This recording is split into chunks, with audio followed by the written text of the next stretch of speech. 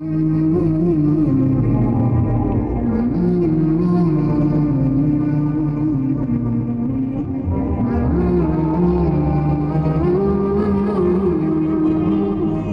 اللہ الرحمن الرحیم۔ فضائل ذکر میں سے ہے، حضور اقدس صلی اللہ علیہ وسلم کا ارشاد ہے کہ تمام اذکار میں افضل لا الہ الا اللہ ہے اور تمام دعاؤں میں افضل الحمدللہ ہے۔ حضور اقدس صلی اللہ علیہ وسلم کا ارشاد ہے کہ تمام اذکار میں افضل لا الہ الا اللہ ہے اور تمام دعاؤں میں افضل الحمدللہ ہے۔ فائدے میں شیخ لکھتے ہیں، لا الہ الا اللہ کا افضل الذکر تو ہونا ظاہر ہے اور بہت سی حدیث میں کثرت سے وارد ہوا ہے۔ نیز سارے دین کا دار و مدار ہی کلمہ توحید پر ہے، جس کے افضل ہونے میں کیا تردد ہے۔ اور الحمدللہ کو افضل دعا اس لحاظ سے فرمایا کہ کریم کی ثنا کا مطلب سوال ہی ہوتا ہے۔ عام مشاہدہ ہے کہ کسی رئیس اور امیر نواب کی تعریف میں قصیدہ خوانی کا مطلب اس سے سوال ہی ہوتا ہے۔ حضرت ابن عباس رضی اللہ عنہ فرماتے ہیں کہ جو شخص لا الہ الا اللہ پڑھے اس کے بعد اس کو الحمدللہ بھی کہنا چاہیے، اس لیے کہ قرآن پاک میں فَادْعُوهُ مخلصین لہ الدین کے بعد بھی الحمدللہ رب العالمین وارد ہے۔ ملا علی قاری فرماتے ہیں کہ اس میں ذرا بھی شک نہیں کہ تمام ذکروں میں افضل اور سب سے بڑا ہوا ذکر کلمہ طیبہ ہے، کہ یہی دین کی وہ بنیاد ہے جس پر سارے دین کی تعمیر ہے، اور وہ پاک کلمہ ہے کہ دین کی فکری اسی کے گرد گھومتی ہے۔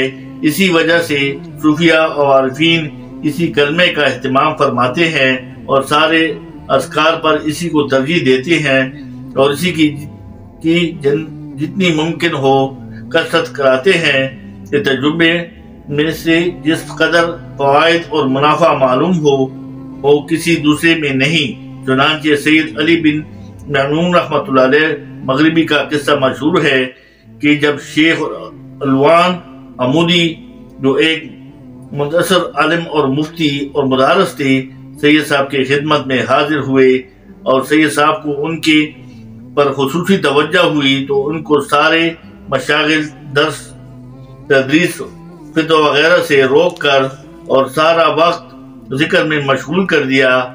عوام کا تو کام ہی اعتراض اور گالیاں دینا ہے۔ لوگوں نے بڑا شور مچایا کہ شیخ کے منافع سے دنیا کو محروم کر دیا اور شیخ کو ضائع کر دیا وغیرہ وغیرہ۔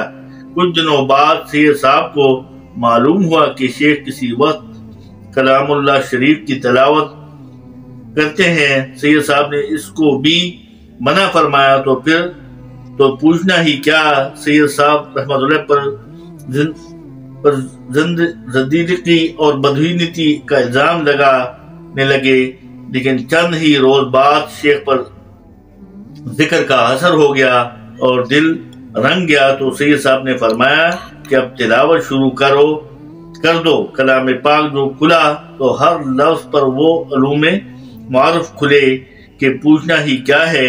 سید صاحب نے فرمایا کہ میں نے خدا نخواستہ تلاوت کو منع نہیں کیا تھا، بلکہ اس چیز کو پیدا کرنا چاہتا تھا، کیونکہ یہ پاک کلمہ دین کی اصل ہے، ایمان کی جڑ ہے، اس لیے جتنی بھی اس کی کثرت کی جائے اتنی ہی کم ہے۔ ایمان کی جڑ مضبوط ہوگی، ایمان کا مدار اسی کلمے پر ہے، بلکہ دنیا کا وجود اسی کلمے پر ہے۔ چنانچہ صحیح حدیث میں وارد ہے کہ قیامت اس وقت تک نہیں ہو سکتی جب تک لا الہ الا اللہ کہنے والا کوئی زمین پر موجود ہو۔ دوسری حدیث میں آیا ہے کہ جب تک کوئی بھی اللہ اللہ کہنے والا زمین پر ہو قیامت نہیں آ سکتی۔ صدق اللہ مولانا العلی العظیم۔